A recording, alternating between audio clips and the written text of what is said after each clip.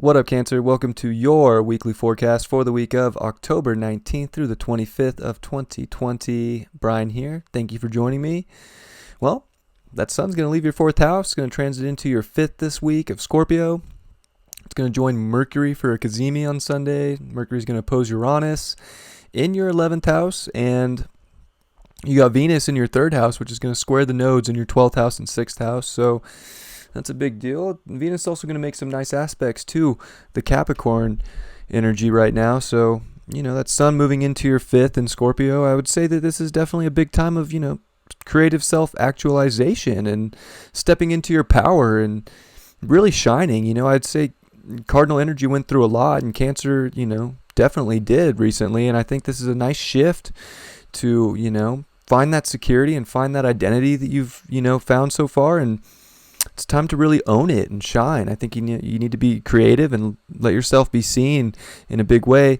Mercury is going to oppose at the beginning of the week Uranus in your 11th, again, before it makes that Cazimi at the end of the week with the sun. So again, I think, there's some, you got to liberate yourself, though, in a sense that you got to see your power, but you got to, in a way, individuate yourself from any sort of people in your life that are holding you back. I would say it's important that you really focus on yourself with this Mercury retrograde and the Cazimi with the sun. I think there's a big desire for you to find some real power in who you are and to step into that and to create from that space and to really own your identity. And I think that, when you do that, it's going to let you break free, and I think you're going to innovate and make a lot of big things happen in your life.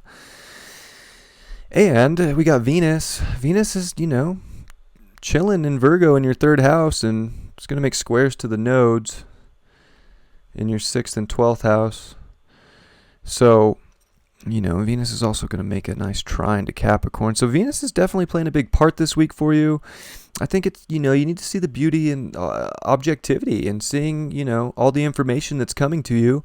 Really be able to understand what you value and understand what, other people value in life too. And I think that plays a part with the trine over to Jupiter, Pluto, and Saturn and the moon this week at one point before the moon moves into Aquarius for the first quarter square. But, it's definitely this taking a step in the direction towards what feels truly spiritually aligned and what is of your truth, and making sure that relationships match that energy, and making sure that, I think you understand your value in a big way and others understand your value in a big way. And I think that there can be some really powerful, energy when you step into that place. And you're going to be able to do that by really owning who you are right now, stepping into your identity fully and integrating that way. And then that moon is going to, I would say the South Node too, being in your 6th house. It's like you don't want to get so lost and nitpicky in the little things in life. Let the little stuff go, focus on the bigger picture. Focus on the, what the universal truths are to life. And I think that there's a lot of beauty and comfort in that space right now.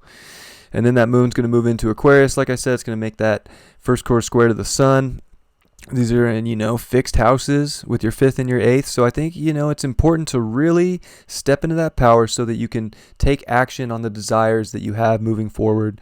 Whatever you want to merge with, whatever those desires are, you got to go deep in there and figure them out. And I think this square is going to force that out in a big way. And it's going to force you into stepping into your power and really owning that. I would say there's a big release, too, of Mars in your 10th house, not squaring all this energy in your 7th house in Capricorn.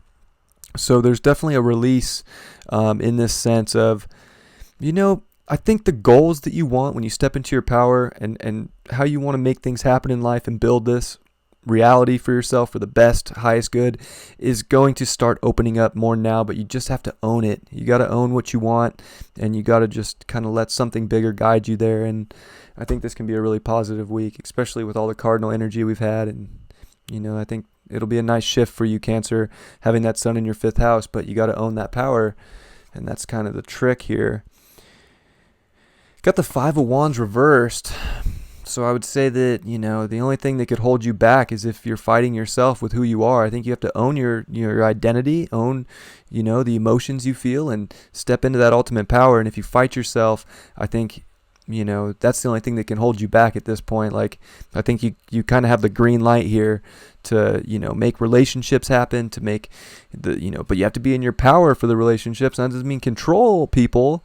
It just means that, you see the power in others, you have the power, and there's a beauty in that sort of, synchronicity. But I think the only thing holding you back is if you start fighting yourself. So definitely, I would say, be good to yourself, treat yourself well, own it, and shine this week. And I think there's a lot of positivity for you. Love you very much, Cancer. I will catch you next time. Peace.